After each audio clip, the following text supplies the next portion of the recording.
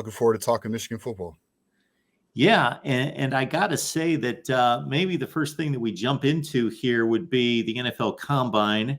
And so Michigan set the record for the most Combine invites. I know that a lot of Michigan fans are curious to watch the NFL draft more so than they have in years and years and years because of the possibility that Georgia number 15 from a couple years ago could get knocked off by the Maize and Blue. I at one point went through and counted everybody that I saw as a draft eligible player, not just that they're draft eligible and not that they're going to be drafted for sure, but that had a decent shot at getting drafted. And we're looking at like 22 guys, something like that could possibly get drafted. So it's just been a crazy collection of talent, and development obviously has been the big key in all of this. This program is probably more so than anybody in the country, I think, outside of the teams that have just gone for broke in the transfer portal, like Florida State's had to in recent years, and they've had ridiculous returns in the transfer portal. But for a team that's been solid in its roster and too deep and just use the transfer portal as, okay, we have a need there, we're going to go get a third cornerback. We've got a need here, we're going to grab a tackle. We've got a need here, let's go get one of the best centers in the country a couple of years ago. That it's been more strategic for Michigan, and that is obviously played into this NFL push for this coming draft as well. Yeah, absolutely. I mean, I think the key is Michigan develops for NFL development, right?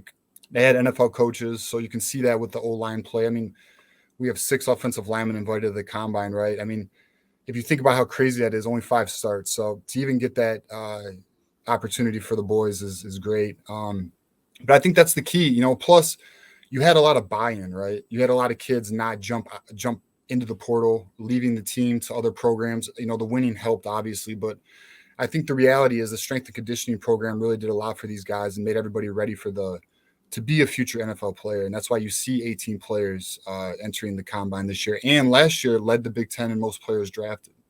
So, and I think next year will be another strong year. So TJ, when you look at the combine, of course, everybody that just has a periphery look at the combine is going to go to JJ McCarthy first and foremost. And I don't know that the combine has gotten to a place with the quarterback play. And if you really understand how good these guys are, they can throw the ball in a bucket all day with no pass rush, no pads on, no coverage and all that. So it just looks pretty and looks good. It might be more of a challenge and more of a legitimate evaluation for the other positions, but still it's fun to watch the quarterbacks out there, starting with JJ and then going through the standouts for you throughout the weekend. Who do you think really made a move for themselves? Well, going with JJ, I mean, we kind of, Michigan fans, we kind of knew he would excel during the whole combine portion with the interviews and meeting with the teams. That's why he's rising on the boards. And, he has all the skill, all the talent. He can make all the throws, right? Although he did have some trouble with the hash throws going to his left side. But, no surprise to see him rising up the draft boards. I will say I am slightly surprised to see so many analysts say he's ahead of Penix. I know Penix had his injury history and his age, right? But to see him now at a steady 4 for a lot of analysts is interesting to me. Looking to be a top 10 pick. I mean, I thought being top 20 was going to be challenging, but it's looking like a more I think you can put money on it, to be honest with you. And then looking at other players that stood out the combine. I mean, one of the players who stood out the most for me was Cornelius Johnson.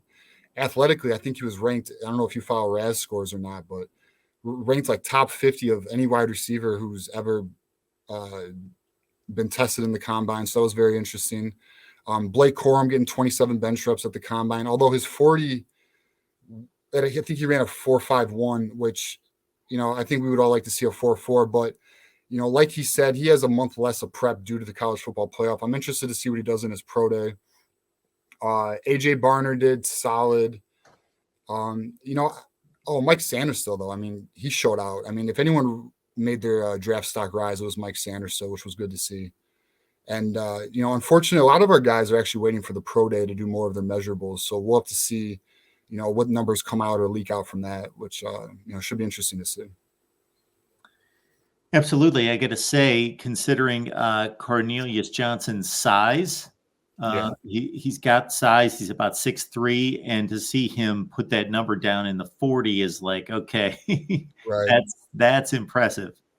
Yeah, it surprised though. I think it surprised a lot of us. I know it surprised a lot of us because I'm on the boards, the message boards, and to see him be we know he's athletic and we know he has good hands and he's a solid route runner, but sometimes you don't see the explosion on the field. But when you see his testing numbers, he has it. But that's the difference, right? Some teams look at GPS, which is gameplay speed, and maybe he's not always excelling on the field that you will see in the testing numbers, but I mean, I think he's a solid wide receiver that you should see probably on day 3 get drafted. So you don't see that as, oh, I wish we would have used him more. It's just, who can argue with 3 consecutive Big Ten championships, Right. national championship?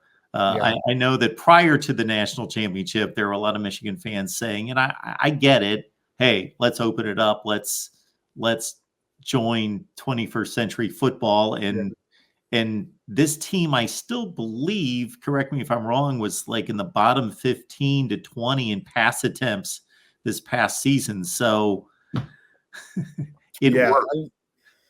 Yeah. So what's funny is if you look at the beginning of the year, we were more passive aggressive. Like we passed the ball more. We were more aggressive with passing. And then as the season progressed, we played this stiffer competition. We kind of relied on our own old ways, which is just pound, pound, pound. I mean, Penn State was obviously the pivotal, moment where everything shifted in that sense. But I think we would like to see the playbook opened up a little more, especially when you have like Cornelius Johnson, you got Colson Loveland, you got my guy from Hawaii. What's his name? Why am I forgetting? Ran a 4.41, 10 touchdowns. Not Ronnie Bell. That was last year. Who's why am I Monte Morgan, 10 touchdowns. No, he didn't. Shit. From Hawaii. Why am I slipping on his name right now? Yeah, why am I? I got it right here. Let's see. Roman Wilson. Wilson. Yeah. All right, Roman Wilson. You got Roman Wilson. So you have these weapons, right? With Samaj Morgan, who was showing as the year progressed. So it would be nice to see the playbook open up more, but it just isn't who we are, right? It's just not our identity. So, although I think next year we will see that open up with Kirk Campbell being the OC. Well, I already learned something tonight. Roman Wilson's from Hawaii. I would have never guessed that. Didn't know that. Maybe I knew that during his recruitment, but I forgot. Yeah. All right.